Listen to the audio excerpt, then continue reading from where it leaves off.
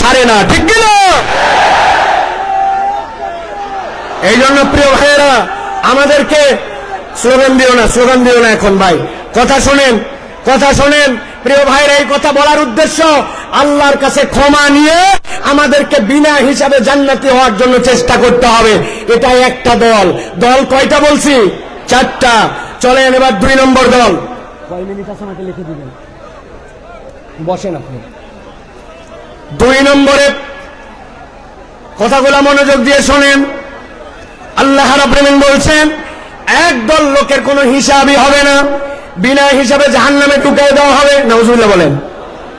আল্লাহ কোরআনে বলছেন সূরা বাকারা 217 নম্বর আয়াতের মধ্যে, ওয়া মান ইয়ারতাদিদ মিনকুম আন দীনিহি ফায়ামুত ওয়া হুয়া কাফির ফাউলাইকা হাবিতাত আ'মালুহুম ফিদ দুনিয়া ওয়াল আখিরাহ ওয়া উলাইকা আসহাবুন নারি হুম ফিহা খালিদুন। আল্লাহ বলছেন একদল লোক অতি পণ্ডিত হয়ে যায়, আল্লাহর দ্বীনের উপরেই ছিল, কিন্তু এমন বুঝ আনছে, বুঝ এনে মুরতাদ হয়ে গেছে, আল্লাহর দ্বীন থেকে সরে গেছে। সে অনেক সময় বুঝে মুরতাদ হয়, অনেক সময় না বুঝেও মুরতাদ হয়। আমাদের দেশে না বোঝা একদল মুরতাদ আছে, এদের ঈমান বোঝানো আমাদের জন্য জরুরি।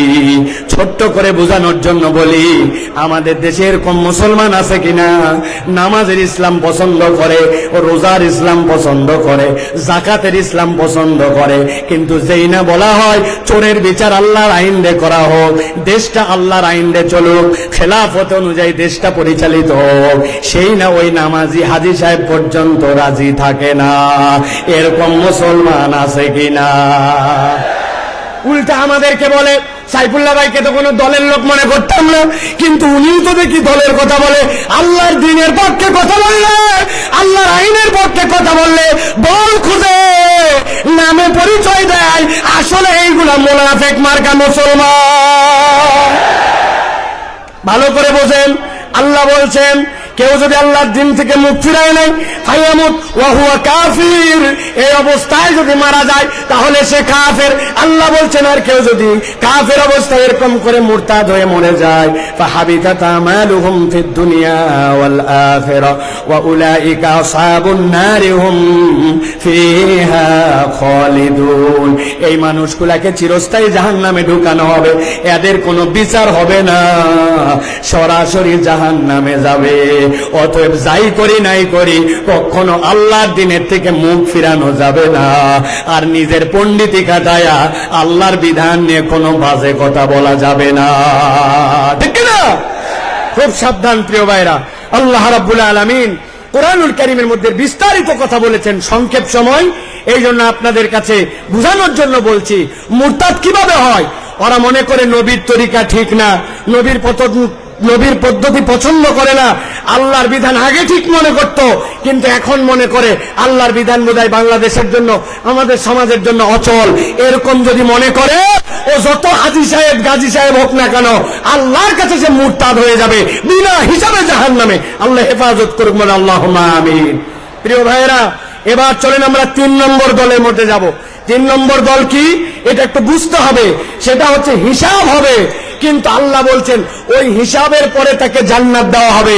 তবে হিসাবটা তার জন্য যে হবে, ওই হিসাবটাতে তার আমল নামায়, আমলটা পরিমাপে দেখা হবে না, আমলটা ওজনে দেখা হবে। কিসে দেখা হবে? কথা বলেন, আমল কি আমাদের পরিমাপ হবে না ওজন হবে? আমার দিকে তাকান, কি হবে? ওজন হবে। এখন কথা হচ্ছে যে আপনার আমল নামায় সওয়াবও আছে, গুনাহও আছে, কিন্তু আমল নামাতে আমার ওজনটা কেমনে ভারী হবে? আমি আপনাদের কাছে বলতে চাই, একটা মানুষের জীবনে যদি তার আমল নামায় 3টা জিনিস যুক্ত থাকে, তাহলে তার আমল নামা ওজনে ভারী হয়। সুবহানাল্লাহ বলেন। 1 নম্বরে আপনার আমল নামার মধ্যে ঈমান লাগবে। কি লাগবে? একটা মুখ বন্ধ থাকবে না। আমল নামাতে ওজনে ভারী করতে হলে প্রথমে বলতে হবে কি লাগবে? জোরে বলেন ঈমান। ওই যে দাঁড়ায় আছেন যারা, কি লাগবে? ঈমান। ঈমান নাই আপনার কিচ্ছু নাই, ঈমান আছে আপনার কিছু আছে। সুবহানাল্লাহ বিহামদি। এই যে তরুণেরা ওয়াজ শোনার জন্য চলে আসছে, কিন্তু এর মধ্যে অনেকেই আছে ইমানের বেসিক হচ্ছে সালাত, অথচ সেই সালাত আদায় করে না। আছে কিনা? আমি আপনাদের কাছে একটা ছাত্র আর একটা শিক্ষকের একটা দৃষ্টান্ত দিব 30 সেকেন্ডে, ভালো করে খেয়াল করেন। এক ছাত্রকে তার ওস্তাদ জিজ্ঞাসা করছে, বলতো দুনিয়াতে নামাজ পড়ে না কারা কারা? ওই ছেলে ভেবে চিনতে বলছে, ওস্তাদ দুনিয়াতে নামাজ পড়ে না 3 শ্রেণীর লোক। কয় শ্রেণী? কথা বলেন। 3 শ্রেণী। বলতো 1 নম্বর কে? বলছে 1 নম্বর যে পাগল অথবা অজ্ঞান। মাশাআল্লাহ। 2 নম্বর কে? বলছে ওস্তাদ 2 নম্বর যে মৃত, সে নামাজ পড়ে না। মরা মানুষ নামাজ পড়ে? উল্টা নামাজ পড়া লাগে। বলছে মাশাআল্লাহ। এবার 3 নম্বর বলো। বলছে 3 নম্বর হচ্ছে যে অমুসলমান। তাহলে নামাজ পড়ে না কয় শ্রেণী? 1 নম্বরে পাগল অথবা অজ্ঞান, বলেন। 2 নম্বরে মৃত, 3 নম্বরে অমুসলমান। এবার পেকুয়ার লক্ষ মানুষকে সামনে নিয়ে জিজ্ঞাসা করতে চাই, যারা এখানে আছেন দাঁড়ায় বসে দূরে কাছে, আমরা কি পাগল অথবা অজ্ঞান? আমরা কি মৃত? আমরা কি অমুসলমান? আপনি কিন্তু ফাঁসে গেছেন। আপনি আগামীকালকে নামাজ পড়েন নাই, বলছে এই তুই কি পাগল? বলছে না। তাহলে মরা না, অমুসলমান না। তা আপনি পাগল না, মরা না, অমুসলমান না, আপনি নামাজ পড়বেন না, তা হবে না। ঠিক কিনা? ইমানের পরে সবচেয়ে গুরুত্বপূর্ণ এইটা হচ্ছে আপনার আমার জন্য সালাত। তাহলে আমলে ওজন বাড়ানোর জন্য কাজ 3টা। 1 নম্বর ইমান লাগবে। কি লাগবে? 2 নম্বর লাগবে নিয়ত সহি লাগবে, আপনার নিয়তটা বিশুদ্ধ লাগবে। নিয়ামতুল্লাহ নিজামের কথা, মোটরসাইকেলে আসতে আসতে আমার চোখটা ছলছল হয়ে গেছে। বল সাইফুল্লাহ ভাই, এত লক্ষ লক্ষ লোক দেখানোর জন্য আয়োজন করি নাই। আমার আব্বা ইন্তেকাল করে গেছেন, এলাকাবাসী অনেক মানুষ মারা গেছে। একটা লোক যদি দোয়া করে, আমার বাপ যদি সেখান থেকে নিষ্কৃতি পায়, আর মানুষ যদি কোরআনের বার্তা নিয়ে কোরআনের পক্ষে বাড়িতে যায়, আমার আয়োজন সফল ভাই, একটু দোয়া করবেন। নিয়ামতুল্লাহ যদি মনে করতো অনেক টাকা দিছে, দেখ কত বড় আয়োজন করি, আয়োজনের 1 পয়সাও দাম নাই। এই জন্য আমলটা লাগবে ইখলাসের সাথে, আল্লাহর জন্য। ঠিক কিনা? আমল করব কার জন্য? আল্লাহর জন্য। আর আমল নামায় যদি ওজন বাড়াতে চান, 3 নম্বর পয়েন্ট হচ্ছে নবীর তরিকায় করা লাগবে। কার তরিকায়? নবীর তরিকায়। এইটার মধ্যে কথা আছে প্রিয় ভাইরা, আমরা নবী সাল্লাল্লাহু আলাইহি ওয়াসাল্লামের তরিকা মানতে চাই। ঠিক কিনা? কথা বলেন। কিন্তু আমরা যুক্তি তর্কে গেলে অনেক সময় নবীর বিপক্ষে আমরা কথা মানবো না বলি, কিন্তু আবার ওই মানুষটাই যুক্তি তর্কে উল্টায় ফেলি। আমি আপনাদের কাছে জিজ্ঞাসা করতে চাই, আপনার এলাকায় জুম্মার নামাজের মুসল্লি বেশি হয় না ঈদের? কথা মনে বুঝেন নাই? জুম্মা না ঈদের? এবার বলেন তো ভাই, ঈদের দিন আপনার এলাকায় ঈদের জন্য আজান দেওয়া হয়, একামত হয়। নবীজির সময় লোকজন কম ছিল, এই জন্য আজান একামত হতো না। আজকের পেকুয়ার মাহফিল থেকে সিদ্ধান্ত নিব, এবার রোজার ঈদ থেকে আমরা আজান দিব, একামত দিব, দিয়ে ঈদের নামাজ আদায় করব। রাজি আছেন? কেন রাজি নাই? আজান একামত খারাপ নাকি? বলবেন হুজুর আলটা পাল্টা কথা বলেন না, নবী যা করে নাই আমরা তা করবো কেন?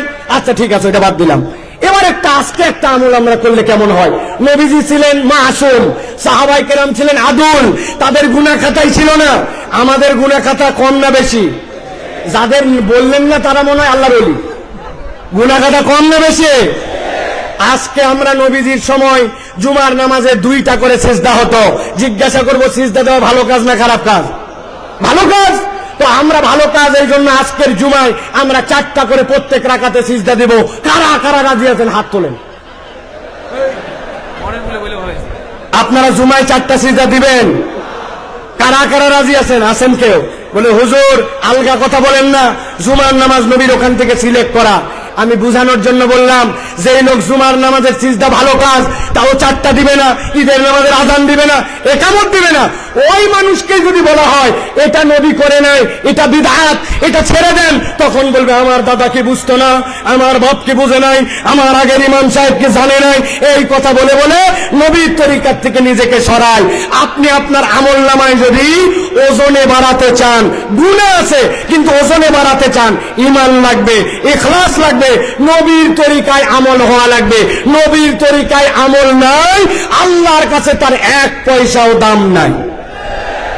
কথা পরিষ্কার?